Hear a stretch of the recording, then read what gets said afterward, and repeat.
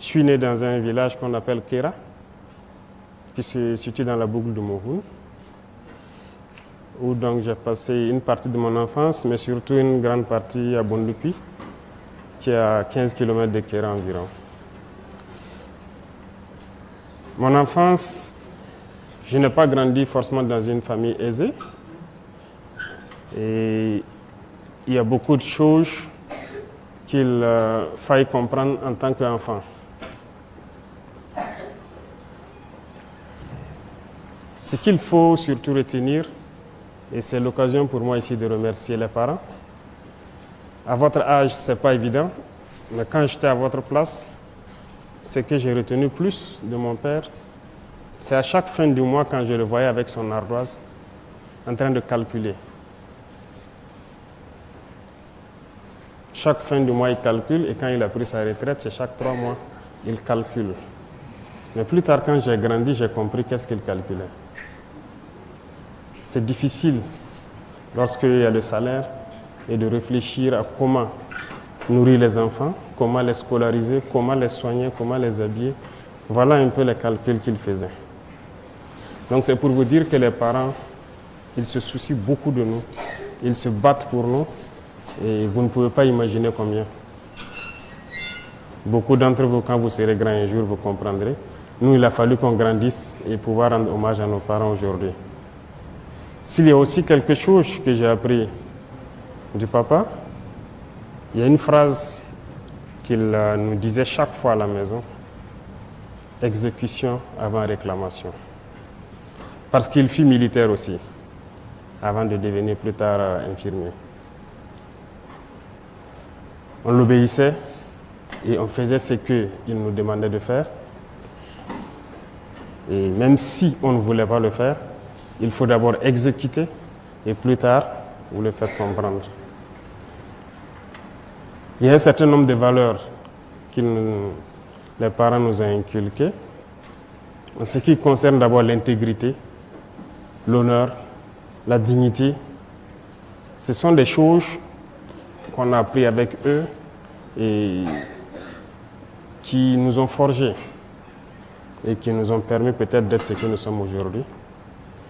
Comme je dis, les parents n'étaient pas forcément aisés, mais ce n'est pas pour autant qu'il faut aller mendier, ce n'est pas pour autant qu'il fallait pleurnicher ou aller mentir ou voler. C'était interdit, strictement interdit. Donc il y a un certain nombre de valeurs, malgré donc, que vous n'êtes pas forcément aisé, mais vous devez incarner. La solidarité, par exemple, on nous apprenait toujours à partager avec les autres.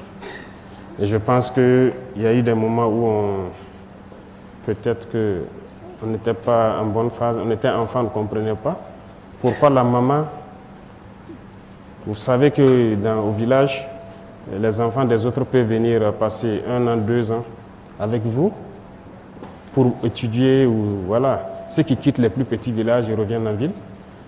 Donc, quand elle nous donnait 2 gâteaux, peut-être qu'elle donnait 3 gâteaux à l'enfant de l'autre. Et nous, bon, en tant qu'enfants, ça nous faisait un peu jaloux. Pourquoi vous ne nous donnez pas peut-être la même chose? Pourquoi même prendre mieux soin de l'enfant de trucs et ses propres enfants? Elle nous disait toujours que vous comprendrez quand vous serez grand, le jour où vous ne serez pas peut-être à côté de nous. Étant grand, on comprend. Et on a appris à partager aussi avec les autres.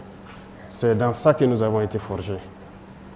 Et moi particulièrement, j'ai fait beaucoup de tâches ménagères, hein. Ce qu'on dirait peut-être les tâches des filles. J'aidais ma maman à laver ses assiettes, à vendre ses beignets et tout. Les gens se sont peut-être moqués de moi, les camarades à l'école. Mais c'était une manière pour moi de la soutenir. Parce que ce n'est pas facile de la voir se lever à 5 h du matin. Voilà, chaque jour, faire ses beignets pour aller à l'école. Moi, la récréation, j'étais le premier, je courais rejoindre l'emplacement, je l'aidais à vendre ses beignets.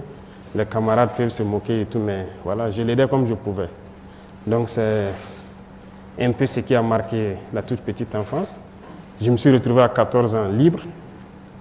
Quand j'ai dit libre, je me suis retrouvé tout seul à Bobo, libre de faire ce que je veux. Mais on n'est pas enfant par l'âge, c'est dans la tête. Et à partir de ce moment, j'ai compris qu'il fallait prendre sa vie au sérieux.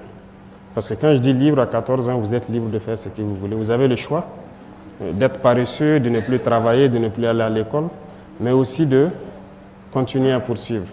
Parce que depuis le primaire, on vous dira peut-être qu'on a toujours été premier de classe, mais ce n'est pas pour zéro parce que le papa, il ne s'amusait pas. Il prenait tout son temps pour nous instruire à la maison. Et les week-ends, lorsqu'il te donne un problème ou des opérations ou une dictée et que tu n'as pas réussi, tu ne manges pas le petit déjeuner. Voilà un peu comment ça se passait. Mais ça nous a forgés et ça fait de nous aujourd'hui les hommes que nous sommes. Et nous souhaitons pouvoir être à la hauteur et transmettre cela aux enfants que vous êtes. Et je pense que chaque parent devra donner le meilleur de soi-même et vous aussi d'être reconnaissant et de reconnaître donc le travail que les parents font pour nous soigner, pour voilà, prendre soin de vous. Voilà un peu résumé, je peux dire ma tendre enfance, comment ça s'est passé, qu'est-ce qu'on a vécu. Votre parcours professionnel. Il faut dire qu'il y a une chose aujourd'hui, je suis le chef d'État, mais j'étais, comment je vais dire, j'ai fait le primaire, le secondaire, l'université comme tout le monde, mais l'amour d'être militaire m'a toujours habité. Comme je l'ai dit, le vieux était militaire avant d'être infirmier. Depuis l'enfance, ces rangers, ces casques lourds qui étaient à la maison, je les portais. Donc, je sais qu'il savait que j'ai l'amour du métier, mais la maman n'a jamais souhaité avoir un enfant militaire. Et au CM1, j'ai fait le concours de l'excellence. Et au CM2, il y a mon maître qui voulait coûte que je passe le concours de Britannique. Mais la maman s'est opposée farouchement. Elle a vu la souffrance sûrement du papa en tant que militaire, donc elle ne voulait pas qu'un de ses enfants soit militaire. Elle a refusé. J'ai continué à bosser. J'ai un penchant scientifique, ce qui a fait que j'ai fait une filière scientifique jusqu'à l'université, où j'étais en géologie. Voilà. Après le bac, j'ai souhaité encore rejoindre l'armée, mais elle a refusé. Mais quand elle me refusait quelque chose, je ne pouvais pas forcer, parce que si tu forces, ce n'est pas bien. Donc j'ai continué. En année de maîtrise encore, à l'université, je l'ai encore demandé. Je l'ai dit, c'est l'armée que je veux. J'étais bien en géologie, je pouvais faire ce que je voulais. Voilà. J'avais beaucoup de possibilités de bourse, parce que je n'étais pas quand même dernier de classe. Voilà. Mais c'est en année de maîtrise qu'elle m'a donné l'autorisation. Et j'ai fait le test de l'académie. Je suis allé faire ma formation et voilà, je suis devenu officier de l'armée. Moi, j'étais convaincu, si elle m'a donné sa bénédiction, elle m'a dit de le faire cette fois-ci. Donc, j'étais convaincu et je savais ce que je faisais. C'est pour vous dire que, comme je disais, 14 ans, vous vous retrouvez tout seul dans une grande ville. C'est pas facile. J'étais au lycée mixte Dakarville, par exemple au secondaire, mais je logeais à Sarfalao, qui fait environ 7 km. Mais je vous dis que j'ai marché pendant un bon moment. Matin et soir, je marchais, je revenais, jusqu'à ce que peut-être il y a un ami d'un grand frère qui m'a prêté son vélo. Mais je croyais en ce que je voulais.